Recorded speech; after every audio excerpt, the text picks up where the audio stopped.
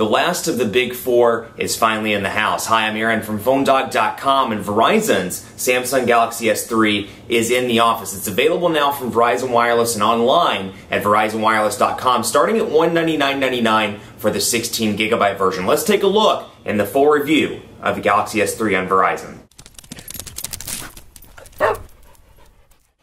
Verizon marks the last major carrier to get the Samsung Galaxy S3. It was announced at the same time, but the retail availability was pushed back. It's available now in retail stores, online at VerizonWireless.com, and through telesales starting at $199.99 for the 16 gigabyte version. If you want the 32 gigabyte version, it'll set you back $299.99, so almost $300. It's available in white and blue, and like I said, available now through Verizon Wireless's sales channels. Spec-wise, very similar, if not identical, to the other US versions. It's packing a 1.5 gigahertz dual-core Qualcomm Snapdragon S4 CPU, a 4.8-inch Super AMOLED HD display with pin-tile technology, an 8-megapixel camera with 1080p HD video recording, a front-facing shooter, a 2,100 milliamp hour battery, and Android 4.0 with the newest version of TouchWiz. Now, you'll see some Verizon stuff on here. For example, the widgets. You'll see a My Verizon Data widget. You'll see a My VZ Navigator. I shouldn't say My VZ Navigator. It's everybody's VZ Navigator.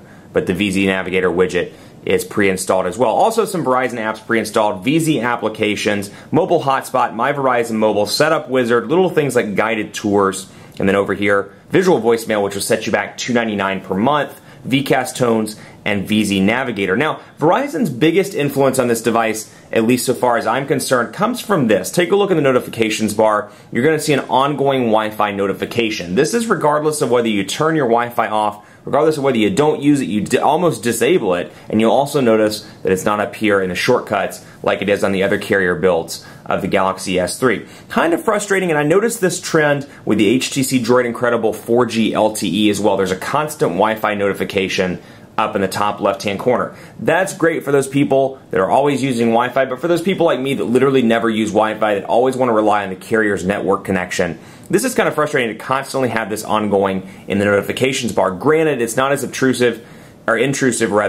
as the HTC Droid Incredible 4G LTE's notification, but still kind of annoying that you can't get rid of that. And considering it has a locked bootloader, I don't think the nerds or the people that would be most interested in hacking or rooting would go with this device anyway. They'd wait for the one with the unlocked bootloader, which is coming soon. But still, this kind of stuff just exerts too much carrier control over the device, in my opinion. I get the need with the share everything plans. The fact that data is tiered now, I can see why they would want that, but still, it's a little bit frustrating for somebody like me that doesn't rely on Wi-Fi. I'd like to think that most consumers are smart enough to know when to turn on Wi-Fi and when to turn it off. And, it's kind of frustrating to see that up in the notifications bar. Messaging, still the same here. You get the same personalization options. Take a look here at a test message that I did to a demo line, and you can see the boxes are obviously colored. It comes with Samsung's keypad out of the gate, which does give you a swipe-like ability out of the box. You can also customize by going to settings, changing the bubbles around, so we can change them back to the stock bubbles, or we can modify them, let's say, to bubble 3 and background 2. You get a bunch of different options here for all of this stuff. So actually, we'll do background 4. How about that? And then we'll go back in here, and you can see that it modifies it. 4.8-inch display means it's going to be great for web browsing, watching YouTube, typing, doing anything like that. So if you're coming from maybe a BlackBerry or something with a physical keyboard, you're kind of concerned about this whole typing on the screen thing, you should be pretty happy with the Galaxy S3. Internet, 4G LTE here. Verizon has it in over 300 markets. It's continuing to roll out to really small cities and towns, and it continues to be relatively fast. Now that said, number one, my office isn't the greatest spot for 4G LTE. Number two, in legacy markets like Charlotte, which was one of the first 38 4G LTE markets on Verizon, you see a lot of saturation. So you're seeing the speeds more in line with what Verizon claims them to be. 5 to 12 megabits per second on the download and 2 to 5 megabits per second on the upload. So in the case of like a Charlotte, I see it usually, again, between 5 and 12 megabits per second. Never any faster than 12 megabits per second in the city. And then the same thing with the upload, never really faster than 2 to 5 megabits per second. So PhoneDog's loading here. Otherwise, pinch to zoom, very responsive, and much like the other Galaxy S3s, you'll see the ability to easily change tabs. And you get a nice preview of where you left off. So if I zoom in on the now trending stuff, I can see that when I go back, I can pick up where I left off, which was at the now trending stuff. So otherwise, menu notifications, or menu structure, I should say, very similar to the other Galaxy S3 models here. No real differences there. Phone and contacts looks exactly the same. backup assistant starts up. So you see these kind of Verizon themed things happening. And then just for those people that like to keep track, take a look here. I'm going to bring this in so you can look at the 4G LTE indicator so you can see how it differs in comparison to the other devices. And then you can see it has 5 bars in the signal strength indicator as opposed to 6 on the Sprint version and 4 on the T-Mobile version. I'm a big fan of little things like that, and if you are too, then you'll be happy to know that this one has 5 bars as well. Now, VPN Client pre-installed on this as well, but what's really cool, and like I've talked about in all the other Galaxy S3 videos, the settings and the things you can do with some of these software tweaks. You can see Backup Assistant Plus here in settings, so it does have a kind of a Verizon influence even in the settings, but come down here, for example, to security and take a look at the lock screen options. I get those same choices: shortcuts, information ticker, camera quick access. I can turn all this stuff on, so when I have camera stuff on, I can turn motion on as well, and there are some great features in motion. Things like the ability to direct call somebody. So when I'm in a text message with somebody, let's say John Doe, I need to call John Doe, I don't have to go to the call application, I can just hold the phone up to my ear and it will auto dial. Smart Alert's always a good one, where when you pick up the device, it vibrates if you have a text message or a missed call.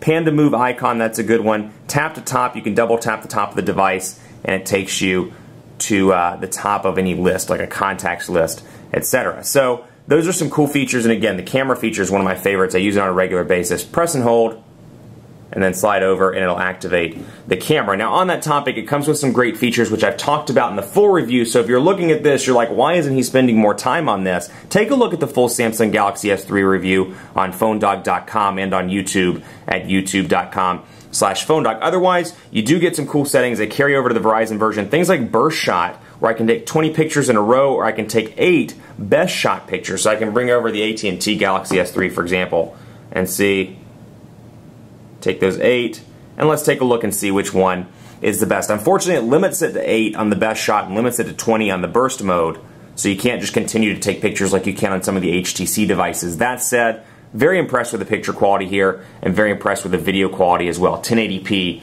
HD video recording over on this device. Special thanks to Verizon for hooking us up with a review unit, and as always, special thanks to Best Buy Mobile, because they provide us with devices that we turn around and give to you for free in PhoneDog's One Pod Bandit giveaway game. When you go into Best Buy Mobile, you'll walk out working with your Galaxy S3, be it Verizon, AT&T, Sprint, or T-Mobile. They'll make sure your email set up, your web set up, your call settings are all good to go. So when you walk out the door, you are 100% working at Best Buy Mobile. Stay tuned for more coverage on Verizon's build of the Samsung Galaxy S3. More dogfights to come with carrier-specific versions now that all 4 are finally in the office. In the meantime, be sure to cast your vote in PhoneDog's official smartphone rankings. Be a part of a nationwide, a worldwide conversation at PhoneDog.com/rankings. Follow me on Twitter as well, PhoneDog_Aaron. Let me know if you got this device from Verizon or any other carrier for that matter. Let me know if you're enjoying it. Let me tell me things you love, tell me things you hate.